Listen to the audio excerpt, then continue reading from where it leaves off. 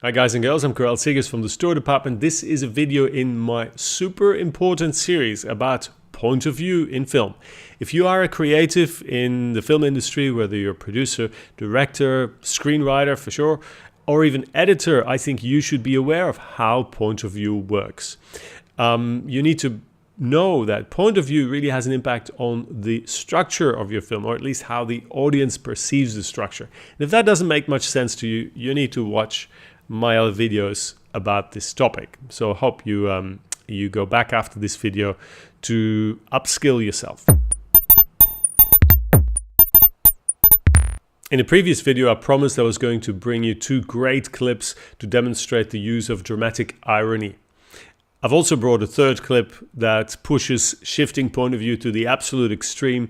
Some people think it works, others don't. I'll leave that up to you to decide. But now let's go back to Alfred Hitchcock and his classic North by Northwest, in which Cary Grant plays Roger Thornhill, a New York advertising executive who's being taken for the wrong person.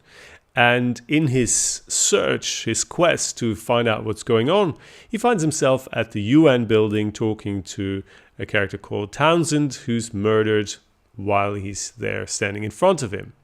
That's the end of Act 1. Why is it the end of Act 1? Because it concludes the situation. It sets up the situation for Thornhill. He now needs to find out what's going on still, but he also needs to clear his name and stay out of the claws of the police in the meantime. So he runs away. That's the threshold journey at the end of Act 1. And what then happens is for the first time, we go out of the point of view of Roger Thornhill into the CIA, and there's a board meeting where the situation is being discussed. We have not seen any of these characters before because we have been in Thornhill's point of view for the entire first act, which is what is recommended to do. If you want to tell a story where the audience engages strongly, empathizes strongly with the main character, the best way to do that is to keep the story in the main character's point of view, and you do that by keeping the character in the scene and on the screen. So now, about 30 minutes into the film, we shift out of that point of view and we find ourselves mildly disoriented. Like, why are we here? What's going on? And then we learn something that is critical to the story, but that Roger Thornhill doesn't know. We realize what's going on, and we realize that he's actually in even greater jeopardy than he knows. That's called dramatic irony. We know more than the character knows. There's a tension of information. And that sort of shifts you don't do willy-nilly rather. Here, as I said, at the very beginning of Act 2, sometimes that also happens right after the midpoint reversal. But you've got to be cautious. You need to know what you're doing. Let's have a look at this particular clip. So it opens with the murder of Townsend at the UN.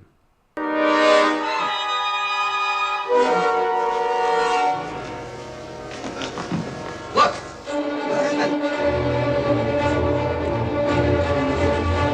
He's got a knife! Look out! Listen to me, I had nothing to do with this. Call the police! Wait a minute, don't come any nearer. Get back.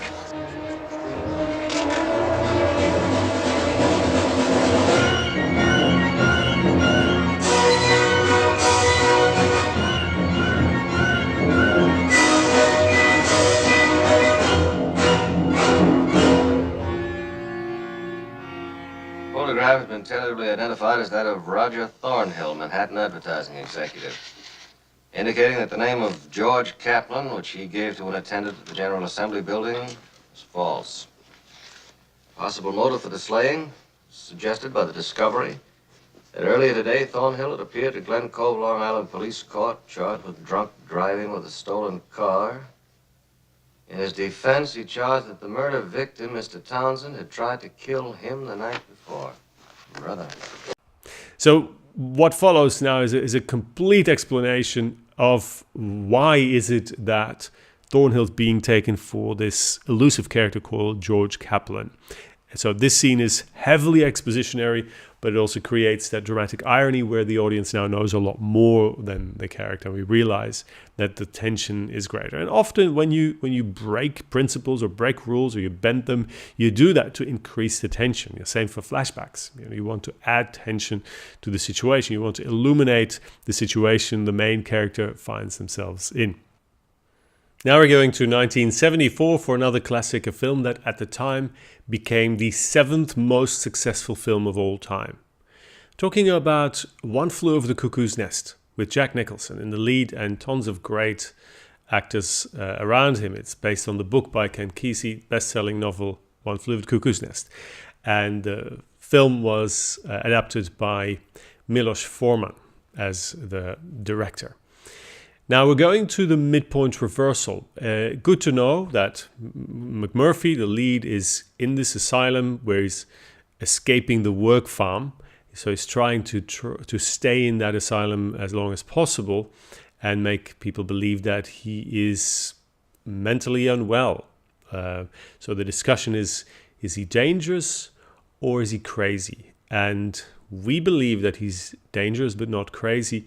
But his antagonist, Nurse Ratched, wants to keep him there, and we have this power game going on between the two.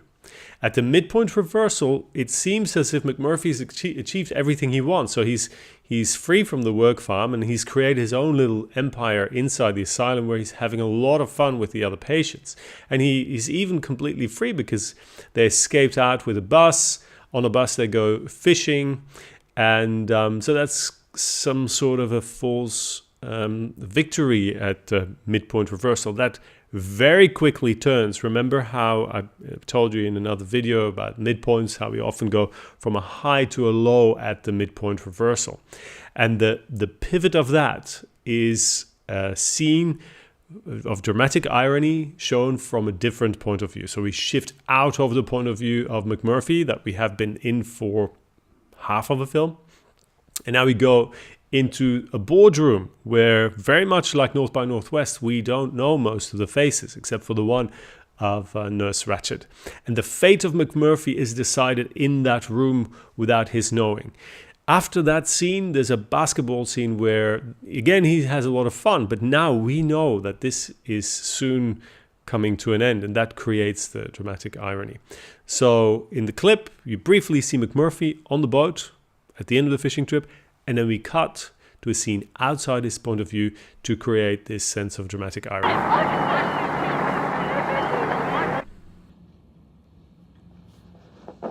I think he's dangerous. He's not crazy, but he's dangerous. You don't think he's crazy?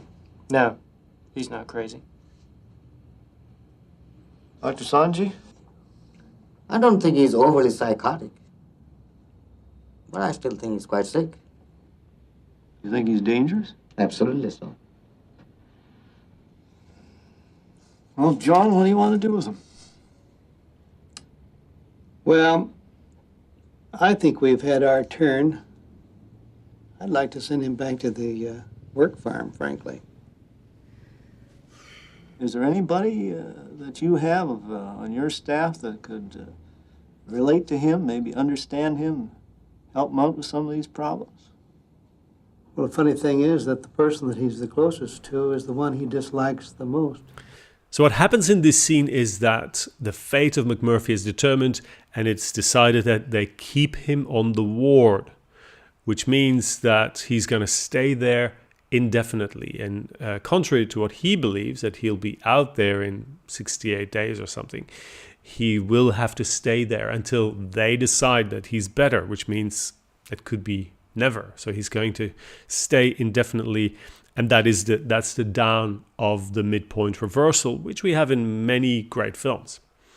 And the tension that is created between us knowing and the character not knowing, that's what we call dramatic irony. And here it's achieved by having that scene from a different point of view of the main character.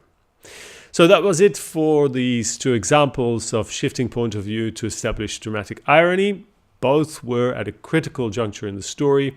North by Northwest at the beginning of Act 2, and this one at the beginning of the second half of the film, which is essentially the midpoint reversal. Our final clip, as I promised, is a little bit more lighthearted. We have something from Being John Malkovich, where initially we start the story from the perspective of John Cusack's character. And then we go to Cameron Diaz's character. And then we have a third character, and then it just gets out of control. Have a quick look. This is a scene where we see the point of view shift gradually from Cameron Diaz's character to someone else or something else.